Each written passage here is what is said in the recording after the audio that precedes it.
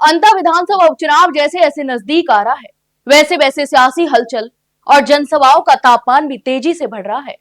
आपको बता दें कि शनिवार को निर्दलीय प्रत्याशी नरेश मीणा की जनसभा में राष्ट्रीय लोकतांत्रिक पार्टी के प्रमुख और नागौर सांसद हनुमान बेनीवाल ने शिरकत की और आपने जोशीले भाषण से माहौल को पूरी तरह चुनावी रंग में रंग दिया। जनसभा में उमड़ी भारी भीड़ ने साफ संकेत दिया है कि अंता में इस बार मुकाबला केवल कांग्रेस और बीजेपी के बीच नहीं, बल्कि जनता बनाम व्यवस्था का हो गया है। यहां तक कि बेनीवाल ने कहा कि नरेश मीणा ने अपने जीवन की शुरुआत राजस्थान विश्वविद्यालय के संघर्ष से की थी। जैसे मेरे जीवन में संघर्ष लिखा है, वैसे ही नरेश जी के जीवन में भी संघर्ष ही उनकी पहचान है। अब अंता विधानसभा से यह संघर्ष भाजपा और कांग्रेस दोनों के अंत का प्रतीक बनेगा। यहां तक कि उन्होंने कहा कि अंता का अर्थ ही अंत है और इस बार अंता से कांग्रेस और बीजेपी का अंत तो तय है।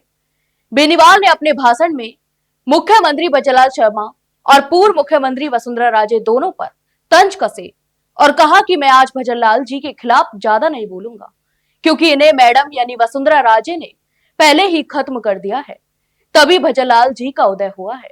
यह टिप्पणी सुनकर मंच और भीड़ में जोरदार ठाके गूंज उठे। उन्होंने आगे कहा कि मारवाड़ में मैं 2028 में कांग्रेस और बीजेपी दोनों का अंत कर दूंगा और अब हाड़ौती से नरेश मीणा की बड़ी जीत इस अंत की शुरुआत होगी। सभा में उपस्थित नरेश मीणा ने भी अपने संबोधन में कहा कि वे अंता की जनता के लिए शिक्षा, रोजगार और किसानों की लड़ाई लड़ने के लिए चुनावी मैदान में हैं। यहां तक कि उन्होंने दोहराया, यदि वे विधायक बने तो क्षेत्र के सभी बच्चों को निशुल्क शिक्षा दी जाएगी और किसानों के मुआवजे को लेकर विधानसभा में आवाज भी बुलंद की जाएगी। इस रैली की सबसे बड़ी चर्चा भीड़ को लेकर रही। मैदान में दूर दूर तक लोगों का सैलाब उमड़ा था।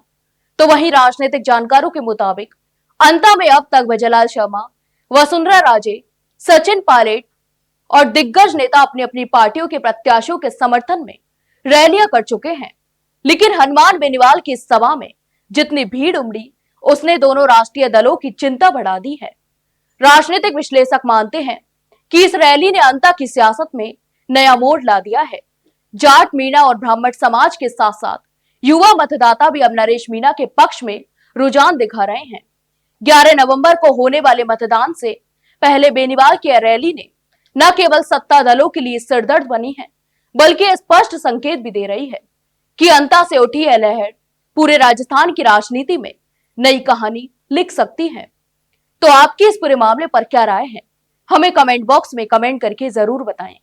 वहीं वीडियो को लाइक और शेयर जरूर करें और हाँ, चैनल को सब्सक्राइब करना ना भूलें। फिलहाल के लिए इतना ही, जल्द मिलते एक नई जानकारी के साथ। तब तक के लिए नमस्कार।